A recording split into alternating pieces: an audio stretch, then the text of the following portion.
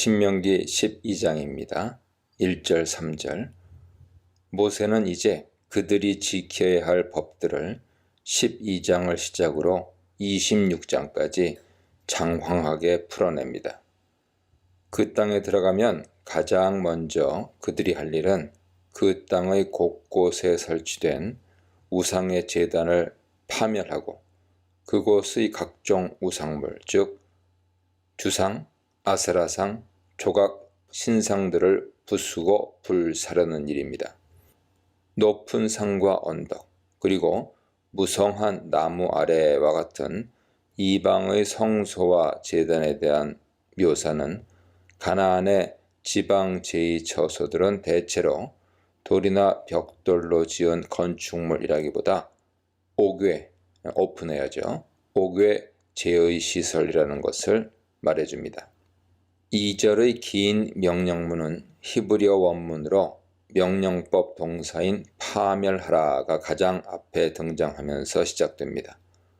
이것은 3절의 연쇄적인 명령인 헐라, 깨뜨리라, 불사르라, 찌그라, 멸하라로 이어집니다. 이방 신들의 제단을 비롯하여 그곳에 세워진 주상, 돌기둥입니다. 아세라 목상, 조각된 신상들을 부수고 찍어내고 불살라야 합니다. 그리하여 그 우상의 이름들을 지워버려야 하며 5절에서 보듯이 오직 그 땅에 하나님의 이름만 남아야 합니다. 이는 여호와 예배의 중앙 성소화를 위한 강력한 조치죠. 4절로 7절입니다. 하나님께서는 합법적인 예배 장소를 지정하십니다. 사람들이 지정한 곳은 불법적인 장소이며 단지 그들이 만든 신들을 섬기는 우상의 신전일 뿐이죠.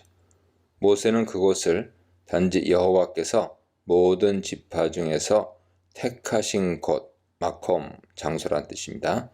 택하신 곳이라 부를 뿐 특정한 곳을 적시하지 않습니다. 그 이유에 대해 몇 가지 해석들이 제시되어 있는데, 결론만 말하면 이 지정된 성소를 예루살렘 성전이 유일한 합법적 성소로 허용되었다는 의미로 받아들일 필요는 없으며, 가나안 땅 지방의 몇 곳에 합법적인 여호와 성소가 허용되었을 가능성을 암시하고 있습니다. 하나님께서는 모세를 통해 당신이 지정한 그 장소, 곧 성소에 자신의 이름을 두며 또한 자신이 거기 거하실 것이라고 말씀하십니다. 다음과 같이 번역이 수정되는 것이 나온데, 너희의 하나님 여호와께서 자기의 이름을 두시려고 곧 자신이 거기 거하시려고 너희 모든 지파 중에서 택하신 곳으로 나아가라. 이런 해석은 자신의 이름을 거기 둔다와 자신이 거기 거하신다를 같은 개념으로 봅니다. 11절을 보시면 더 추가적으로 이해가 쉽습니다. 하나님께서는 자신이 택한 성소에 자신의 이름을 둠으로써 거기에 거하십니다. 어떤 형상이 있는 곳에 신이 현존하는 것이 아니라 자신의 이름이 있는 곳에 하나님께서 현존하십니다. 6절은 하나님께서 지정하신 성소에서 바쳐야 할 제물들의 품목을 나열하죠. 그것들은 먼저 희생 제물들이며 이어 11조와 거제, 그리고 서원제와 낙헌제, 또한 소와 양, 첫 태생들입니다. 염소 포함됩니다. 번제와 제물의 정확한 번역은 번제, 올라와 희생제, 세바흐입니다. 많은 학자들이 이것을 번제와 화목제로 보면서 나중에 레위기에서 신설되는 속죄제와 속건제는 포함되지 않는다고 말하지만, 앞선 책들의 내용을 뭉뚱그려 표현하는 것이 특징인 신명기에서 번제와 희생제는 모든 희생 짐승 제물들을 가리키는 총칭 어법으로 보아야 합니다. 이 견해는 이어지는 품목들에서 별도로 서원제와 낙헌예물, 낙헌제가 등장한다는 점에서도 지지를 받죠. 서원제와 낙헌제는 화목제 품목들이기 때문입니다.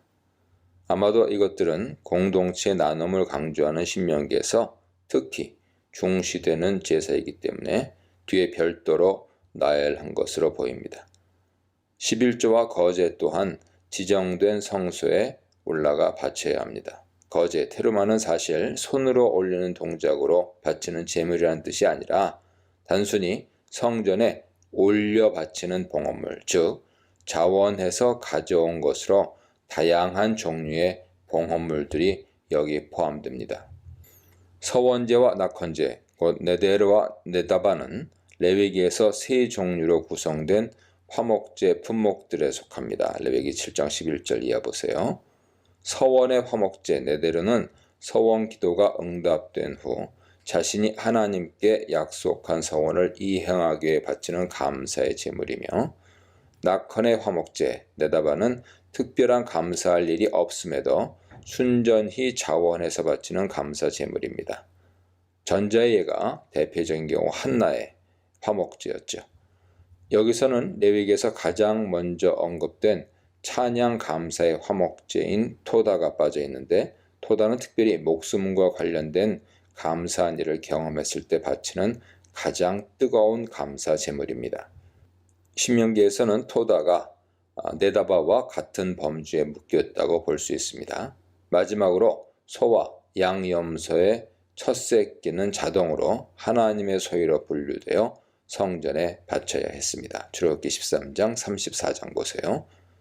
이스라엘 백성은 이 제물들을 지정된 성소에 가지고 올라가 여호와 앞에서 나누어 먹으면서 온 가족이 즐거워해야 합니다. 가족들만 아니라 남녀 종들과 레위인들과 더불어 이 제물들을 나누며 즐거워해야 합니다. 8절로 12절입니다. 모세는 너희 소견대로 여호와의 제단이라 불린 곳에서 봉헌물을 바치는 관행을 중단해야 한다고 말합니다. 그들은 성막이 아직 없던 이집트에서 오래도록 그런 전통을 유지해왔을 가능성이 있습니다. 성막 완성 직후 반포된 레위기는 17장에서 그런 사적인 제단의 불법적 운영을 강력히 금지, 경고하고 있습니다. 그것은 가나안의 거짓 신들과 그들의 우상들을 따라갈 큰 위험을 동반하기 때문이죠. 그래서 모세는 다시 한번 조상들의 오랜 관행을 금지하면서 지정된 성소에서만 그런 제물을 드려야 한다고 가르치는 것입니다. 그들은 위에서 열거한 모든 제물들과 봉헌물들을 각기 소견대로 아무 데서나 바쳐서는 안 되며, 그 땅의 정복을 완료한 후에는 지정된 성소에 가지고 올라가야 합니다. 7절에서 너희의 가족이 그것을 즐기라 했는데 12절에서 상세하게 그 가족 범위를 넓힙니다. 아내, 암시되었죠. 자녀가 동반되어야 하고, 심지어 노비, 정확히는 남종과 여종입니다. 노비와 더불어 성중에 거하는 레위인들도 참석해야 합니다. 여기서 분명 성중의 레위인의 동석은 이 봉헌물들이 예루살렘 성전이 아닌 각 지방의 여호와의 택한 성소가 있는 레위인의 성읍에서 드려졌을 가능성을 강력히 암시합니다. 어떤 기준으로 각 지방의 어떤 레위인을 동석시켰을지 의문이 들기 때문이죠. 매번 봉헌물을 바칠 때마다 전국 48개 도성에 퍼져 사는 레위인들까지 그 먼 거리를 갔다는 것도 비현실적입니다. 따라서 백성들은 가까운 택한 성소에서 이 법규를 지켰다고 결론 내려야 하죠. 무엇보다 레위인들은 제사장을 포함해서요, 성막 봉사라는 특수한 임무를 맡은 지파로서 땅을 전혀 할당받지 못했습니다. 그들은 백성들이 생계를 책임져 줘야 했습니다. 13절로 19절입니다. 소위 일반 도살과 희생 도살의 관계에 대한 문제를 다루고 있습니다. 희생 도살은 반드시 택하실 성소에서 실행되어야 하지만, 고기를 먹기 위한 일반 도살은 가축이든 사냥감이든 어느 곳에서든 가능했는데, 피는 반드시 모두 땅에 쏟은 뒤 먹어야 합니다. 일반 도살 고기는 마음껏 먹을 수 있었습니다. 17절로 19절은 앞서 강조한 바 성소에서 바치는 각종 봉헌물들을 가족과 레위인들이 함께 나누라는 명령의 반복입니다. 이러한 강조는 나눔을 통한 공동체의 평화를 위해 이 법의 실천이 대단히 중요했음을 시사하죠. 마지막으로 12장이 다른 신의 추종과 우상 숭배의 문제를 다루다가 일반 도살과 희생 도살의 문제를 심각히 다루는데, 이는 희생 도살을 지정된 성소로 제한하여 불법적인 성소에 우상 숭배가 유입되지 못하게 철저히 막기 위함입니다. 우상의 성소를 제거하라. 정한 곳에서 제사하라. 정한 대로 제사하라에 대해 묵상해 보시기 바랍니다. 20절로 25절입니다. 이스라엘 백성은 가나안 땅을 점유한 뒤에 집에서 기른 짐승이든 사냥한 짐승이든 레위기 11장과 신명기 14장에서 정결한 짐승으로 분류된 모든 짐승을 원하는 대로 잡아먹을 수 있습니다. 21절은 그것을 구체적으로 설명하죠. 하나님이 자기 이름을 두시려고 택하신 곳, 즉 지정된 성소에서 먼 곳에 산다면 각 성에서 마음껏 소와 양, 염소를 도축해서 먹을 수 있습니다. 여기서 성소가 네게서 멀거든 이라는 표현은 조금 이해하기 쉽지 않죠. 지정된 성소에서 멀다 라고 하는 것이 어느 정도 거리인지 알 수 없습니다. 이 문구와 더불어서 더 큰 난제가 발생하는데, 이 표현대로라면 지정된 성소에서 먼 곳에서는 일반 도살이 허용되는 반면 성소 근처 주민들은 고기를 먹기 위한 일반 도살도 성소에서 실행해야 한다는 뜻이 되기 때문입니다. 하지만 15절에서 본 대로 이스라엘 백성은 피를 제대로 처리한다면 성소와의 거리와 상관없이 어느 곳에서든 각 성읍, 거처, 들판에서도 짐승을 잡아먹을 수 있었습니다. 그럼 이런 견해는 신명기 자체가 상호 모순 명령을 내린다는 이상한 결론에 이르죠. 따라서 랍비들의 해석 전통은 네게서 그곳이 멀거든 이라는 말을 15절을 따라 성소 바깥 백성들이 모든 거주지를 가리키는 것으로 해석했습니다. 그러나 14장 24절의 동일한 표현은 이것을 지지하지 않고 실제로 먼 거리를 의미하죠. 한 가지 가능한 견해는 네게서 그곳이 멀거든 이라는 조건들이 27절까지 포괄하는 것으로 보는 견해입니다. 말하자면 만일 성소가 네 거주지에서 다소 멀다면 일반 도살은 명령한 대로 너의 성읍에서 피를 완전히 쏟아낸 다음 마음껏 먹을 수 있으나, 그러나 성물과 서원물과 번제물은 너의 성읍이 그 지역 성소에서 다소 멀더라도 하나님께서 택하신 성소로 가지고 올라가라 하는 뜻으로 이해하는 것입니다. 백성들은 각자 처소에서 자신이 기른 가축인 소, 양, 염소를 언제든 잡아먹을 수 있었습니다. 여기서 잡다라는 동사 자바후는 일반 도살, 희생 도살 모두 사용되는 동사입니다. 이 일반 도살을 통해 얻은 고기는 누구나 먹을 수 있었습니다. 여기에는 정한 자나 부정한 자의 구별이 없었죠. 레위기법에 의하면 원래 부정케 된 사람은 성소에 출입할 수 없고, 성소에서 나온 거룩한 고기, 즉 화목제 고기의 식탁에 참여하여 먹을 자격이 없었습니다. 레위기 7장 보세요.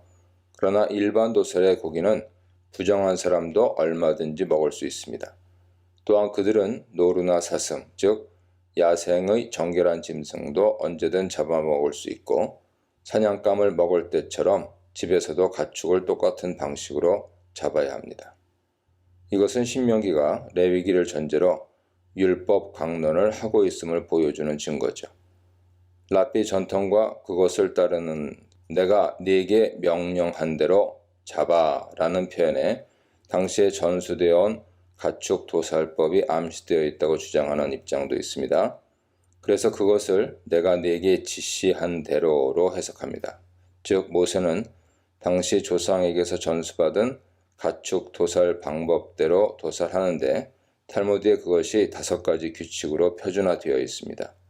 요약하면 동물의 고통을 최소화하기 위해 아주 날카로운 칼로 짐승의 후드를 신중하면서도 빠르게 찌릅니다. 칼날을 정기적으로 꼼꼼하게 검사해야 역시 짐승을 배려할 수가 있죠. 가축이든 사냥감이든 정결한 짐승들은 모두 도살해서 먹을 수 있습니다. 다만 피를 명령대로 가축의 몸에서 다 빼서 땅에 쏟고 아마도 레위기에서 명시하듯 그것을 흙으로 덮어야 합니다. 피를 먹지 말라는 경고는 레위기 17장에 여러 번 강조되어 있죠. 피 섭취를 금지하는 이유는 피가 곧 생명이기 때문입니다. 생명에 대한 존중의 의미가 있고 생명의 주권자인 하나님의 생명권에 대한 존중의 의미가 들어있습니다. 하나님이 옳게 여기시는 이 법을 지키면 이스라엘은 대대손손 형통케 될 것이라는 약속이 있는 것이죠. 26절로 28절입니다.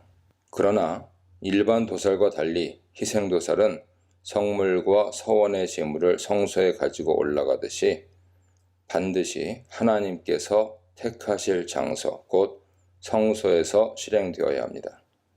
아마 그러나라는 라크의 강조부사는 21절 택하신 곳이 네게서 멀다면에 연결되어서 거리가 멀다 해도 모든 봉헌물은 합법적인 성소로 가져가야 한다는 뜻으로 이해할 수 있습니다. 성소에 희생제사를 드릴 때 피는 반드시 제단 위에 부어야 하는데 이것은 불판 위에 피를 붓는다는 의미가 아닙니다.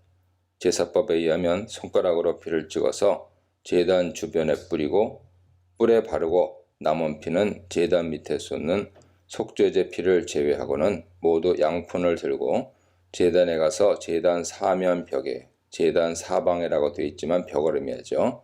제단 사면 벽에 끼얹어 뿌립니다.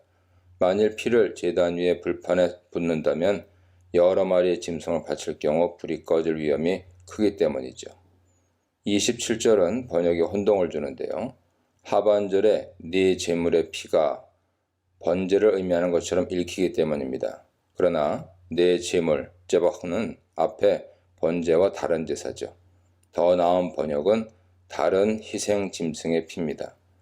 레위기 1장에서 번제는 사람이 어떤 것도 먹을 수 없고 모두 하나님께 태워서 올립니다. 다만 가죽은 벗겨서 집례하는 제사장 수고비로 돌리죠.